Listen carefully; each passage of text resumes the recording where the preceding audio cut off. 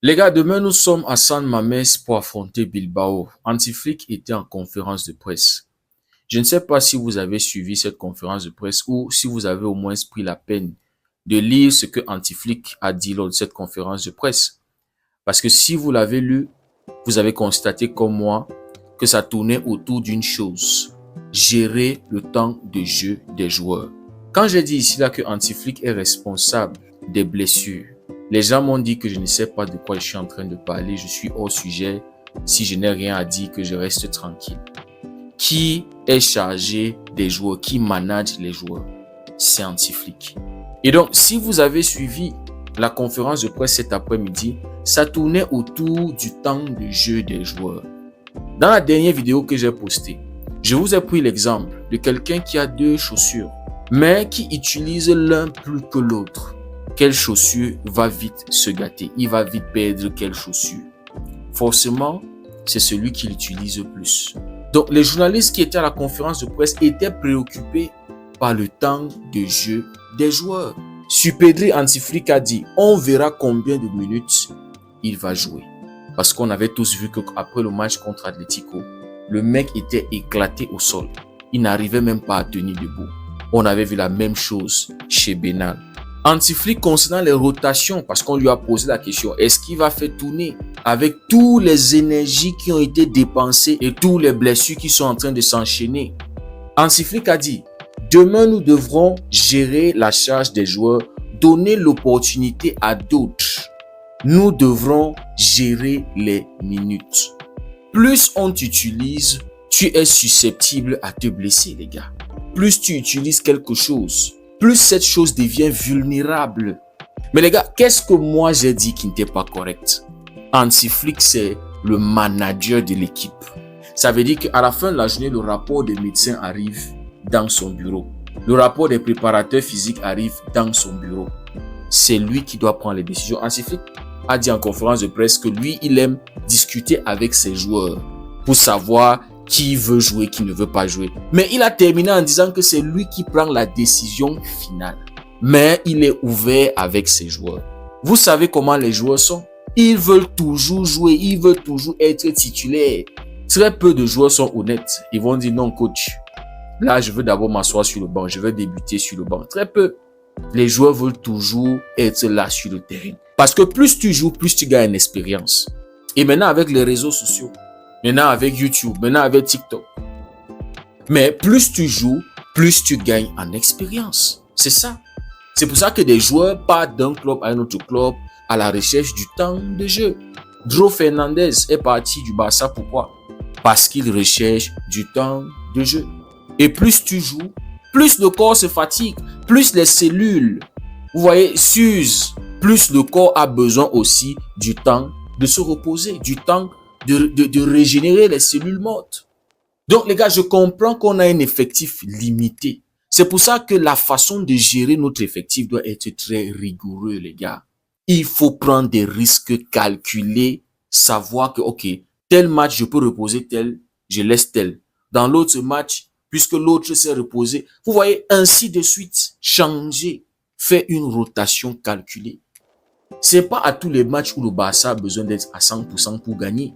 Pas à tous les matchs, surtout quand on est à domicile. Dans certains matchs, on peut être à 80% et on tape la plupart des équipes, surtout en Liga. Parce qu'on a de la qualité dans notre effectif. On a des joueurs de qualité. Maintenant, comme je vous disais, Antiflick, lui, va titulariser toujours ses meilleurs. Antiflick va toujours vouloir avoir le 11 le plus fort. Parce qu'il se dit qu'avec ce 11-là, il peut tuer le match et puis faire les rotations. Mais ce qu'on a pu constater dans plusieurs matchs, c'est que malgré le fait que Antiflick aligne son 11 le plus fort, les gars souvent n'arrivent pas à vite tuer le match. Et donc, ça prolonge le temps de jeu des titulaires. Souvent, c'est vers la 70e minute, 80e minute qu'on va marquer. Souvent, c'est à la fin du match qu'on réussit à gagner le match. Je vous ai pris l'exemple du match de Girona. On était à domicile. Antiflick avait aligné le meilleur 11 possible. Mais on n'avait pas pu tuer ce match. Ça ne s'était pas bien passé. Et donc, les titulaires ont dû jouer plus de temps. Maintenant, imaginez qu'Antiflick avait fait une bonne rotation bien calculée. Reposer certains joueurs clés. Maintenant, deuxième mi-temps, tu les fais rentrer avec de la fraîcheur. C'est-à-dire, ils ont eu un plus 45 minutes pour se reposer. Maintenant, deuxième mi-temps, ou même à l'heure de jeu, tu sais que les gars vont rentrer avec la fraîcheur et la rage de vouloir gagner ce match-là parce qu'il faut prendre 3 points. Mais ils ne vont pas dépenser autant d'énergie comme s'ils avaient été titulaires. Moi, je ne sais pas ce qui est compliqué dans ce que je suis en train de dire. Le management revient à Hansi Flick. Les décisions finales, les choix reviennent à Hansi Flick, les gars. C'est pour ça que je dis encore, il faut juste bien calculer. Rooney nous a montré qu'il est un gars sur qui on peut compter. Tu as Casado qui n'est pas, c'est vrai qu'il n'est pas à son niveau cette saison, mais fais-le jouer un peu plus dans certains matchs. Comment est-ce qu'il va retrouver son niveau s'il ne joue pas? On a les petits là de la Masia, les Jabi Espai et tout ça là. C'est un match, mais elle est juste en premier mi-temps. S'ils ne sont pas bons, deuxième mi-temps, tu fais rentrer tes titulaires. Mais le fait d'avoir toujours le même 11, et tu demandes 100%, c'est ça Flick. Il veut toujours 100%. Non, les gars, ils vont se cramer. Mais bon, demain, on est à San Mamés, les gars. Demain, là même à 80%, on peut battre les gars de Bilbao. Ils sont 9e de la Liga. Ils sortent d'une élimination en Copa del Rey. Battus aller et retour par la Real Sociedad. Ils ont déjà encaissé 36 buts en Liga, 10 de plus que le Barça. Le Barça a déjà encaissé 26 buts. Et en plus de ça, leur meilleur joueur, Nico Williams, souffre de pubalgie. C'est-à-dire, quand je vois Nico Williams, je me dis toujours que le Barça a esquivé une balle. Imaginez, on avait signé cette fraude, les gars. Donc, imaginez que les gars là nous avaient... C'est-à-dire, ils allaient être maintenant en train de se moquer de nous, alors que c'est les mêmes gars qui ne voulaient pas nous le vendre. Maintenant, ils sont en train de regretter. Je suis sûr que là où ils sont là, ils regrettent pourquoi ils n'ont pas laissé Nico Williams partir. Parce qu'ils sont eux-mêmes agacés du fait que le petit n'arrive pas à enchaîner 2 matchs. La pubalgie, les gars. C'est-à-dire, quand je le vois, je remercie Dieu d'avoir guéri Lamine Yamal. Tu vois l'énergie que Yamal donne aujourd'hui. Tu vois l'intensité à laquelle il peut jouer. Tu comprends que non, la pubalgie est derrière lui. On a tous vu la masterclass qu'il a sorti contre Atlético, les gars. La concentration, le sérieux, le niveau qu'il avait élevé contre Atlético, les gars. C'est là où tu comprends que non, la pubalgie est derrière lui. Donc, Nico Williams ne va pas jouer ce match, les gars. Et son coach Valverde a dit qu'il ne va plus l'aligner encore jusqu'à ce qu'il est à 100%.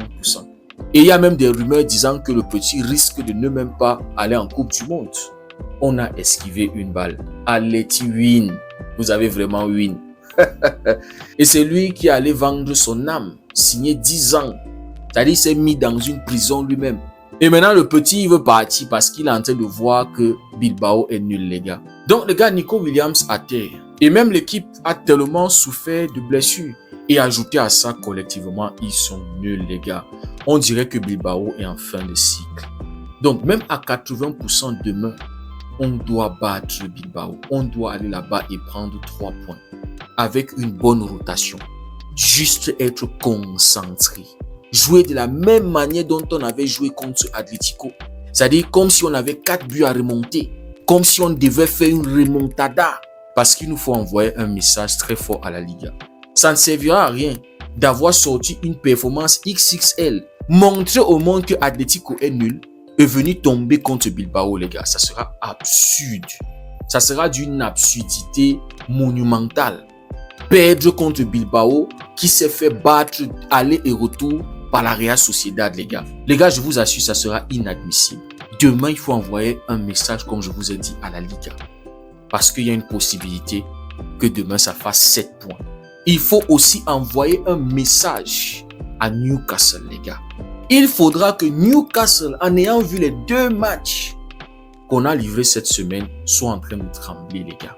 Demain, au même moment où on sera à San Mamés, ils seront à l'Etihad pour affronter Manchester City. Donc, les gars, je m'attends à une très bonne rotation de la part d'Hansi Flick et je m'attends au même sérieux. Je m'attends à la même intensité. Je m'attends à la même rage. Je m'attends à la même faim dont on avait montré contre Atlético. Il faut qu'on gagne ce match de manière convaincante, les gars. Dites-moi ce que vous en pensez en commentaire. Si le contenu vous a plu, likez, partagez. Pour ceux qui découvrent cette communauté, n'hésitez surtout pas à nous rejoindre. Ici, on dit des vérités qui font mal, qui blessent. Merci beaucoup d'avoir suivi la vidéo. On se dit à très bientôt. Passez une belle soirée et que Dieu vous bénisse.